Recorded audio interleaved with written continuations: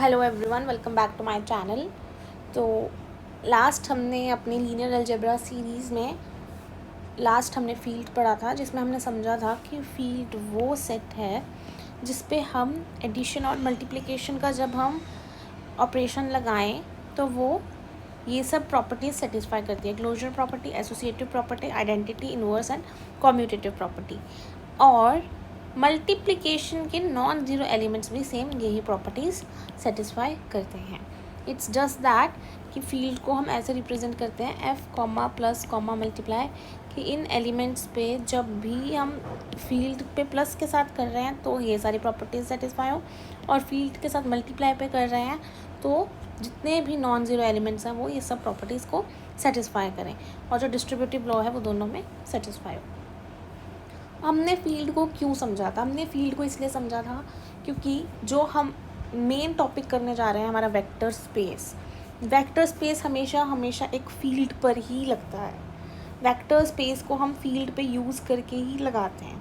तो vector space बहुत ही fundamental concept है लीनियर अलजेब्रा का, और उसमें हम फील्ड को भी पढ़ेंगे, स्केलर, वेक्टर, एवरीथिंग हम सब कुछ कवर करेंगे। So now let's move on to our next very important and very fundamental topic of linear algebra, that is vector space. So before moving on to this topic, मेरे को आप ये बताओ कि जब भी हम वेक्टर्स पढ़ते हैं, हम वेक्टर्स को कैसे रिप्रेजेंट करते थे?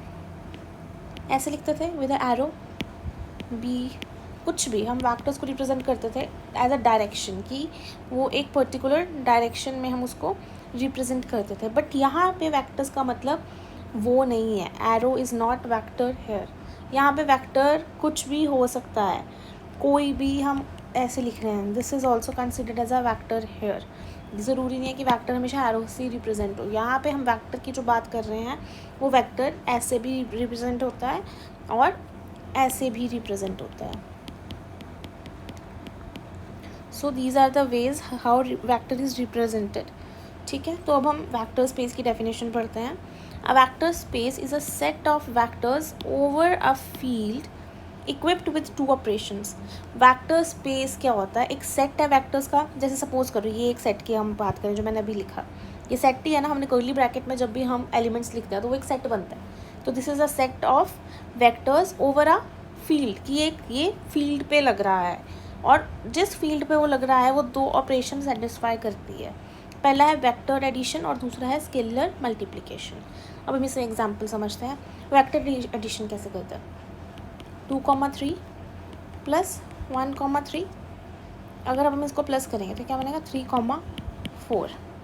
ये हमारा सेट था वेक्टर्स का। अब इस सेट पे जब हमने वेक्टर्स की एडिशन की तो जो ये नंबर हमारा आया है, ये जो हमारा आंसर आया है, ये उस फील्ड के अंदर होना चाहिए। और अगर वो आंसर हमारा उस फील्ड के अंदर है तो वो एक वेक्टर स्पेस है। एंड मोर ओवर, अगर हम स्केलर मल्टीप्लिकेशन कर रहे हैं, स्केलर मल्टीप्लिकेशन मतलब कोई भी स्केलर नंबर ले लो, 1 2 3, एनी स्केलर नंबर 1 2 3। सपोज मैंने 2 लिया, मैंने 2 को मल्टीप्लाई किया वेक्टर के साथ, आंसर क्या है? 4,6। तो ये 4,6 आपका उस फील्ड में होना चाहिए। अगर ये दो प्रॉपर्टीज़ आपकी सेटिस्फाई कर गई तो आपका जौन सा नंबर है वो एक वेक्टर स्पेस बनाएगा। तो यही दो प्रॉपर्टीज़ सेटिस्फाई होनी बहुत ज़रूरी होती है हमारी in a vector space. So let us now understand vector space with a example. Suppose अगर हमने ये प्रूव करना है कि is R square a vector space, तो अब इसको कैसे प्रूव करोगे कि ये वेक्टर स्पेस है कि नहीं? फर्स्टली हम लेट करते हैं, हम कोई भी 2 स्केलर्स लेट कर लेते हैं, मतलब वेक्टर्स लेट करते हैं हमारे एंड पे। एक तो हम ये लेट कर लेते हैं, दूसरा हम 3,4 लेट कर लेते हैं।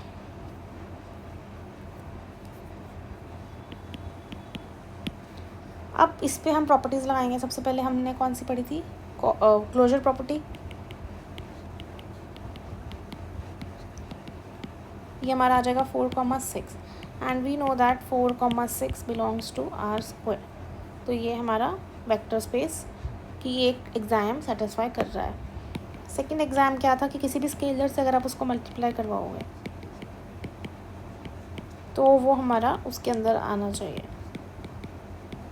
ये भी हमारा आर स्क्वायर में आ रहा है, ये भी हमारा आर स्क्वायर में आ रहा है, therefore R square is a vector space, hence it is proved.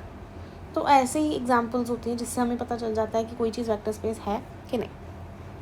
अब जैसे एक और चीज़ करते हैं, सपोज करो हमारे पास एक कंडीशन दी हुई है, s is equals to x comma y such that x is greater than 0। हमने ये प्रूव करना है कि ये वेक्टर स्पेस है कि नहीं। Is this a vector space? अब इसको करने के लिए हम क्या करते हैं, लेट कर लेते हैं कोई भी 2,1 ले लेते हैं हमारा, ठीक है। और अब हम इसको मल्टीप्लाई कराते हैं एक स्केलर के साथ। स्केलर तो कोई भी नंबर हो सकता है, हमने इससे मल्टीप्लाई करवा दिया। तो ये क्या बन गया, -2,-1, जो कि -2,-1 doesn't belong to s, therefore s is not. तो ऐसे ही करके हम वेक्टर स्पेस फाइंड कर सकते हैं। हमें मेन बस 2 प्रॉपर्टीज़ हैं जो हमें सेटिस्फाई करवानी होती है। हमें यही 2 प्रॉपर्टीज़ सेटिस्फाई करानी है, तो वेक्टर एडिशन और scalar multiplication. Closure, associative, identity, inverse and distributive laws over scalar and vectors, ये सेटिस्फाई होने चाहिए। एंड एग्जांपल्स के R square and R cube. R square का मतलब पता है क्या होता है, जैसे एक वेक्टर स्पेस को हम अंदर 2 एलिमेंट्स लिखे हुए हैं, इसका मतलब है 2 एलिमेंट्स, और इसका मतलब है 3 एलिमेंट्स हैं। This is the meaning. Scalars come from a field, ये एग्जाम्पल आर और सी, इसी में से हमारे स्केलर्स आते हैं। या तो आप आर से लो या कॉम्प्लेक्स नंबर्स से लो, सी से, इसके अलावा कहीं से आपके स्केलर्स नहीं आने चाहिए। अब नेक्स्ट है हमारा कंपैरिजन। हमने फर्स्ट पढ़ा था सेट। सेट क्या होता है, एक वेल डिफाइंड कलेक्शन होती है डिस्टिंक्ट ऑब्जेक्ट्स की, और उसमें जस्ट एलिमेंट्स होते हैं, कोई ऑपरेशन नहीं होता है। सेकंड हमने पढ़ा था ग्रुप।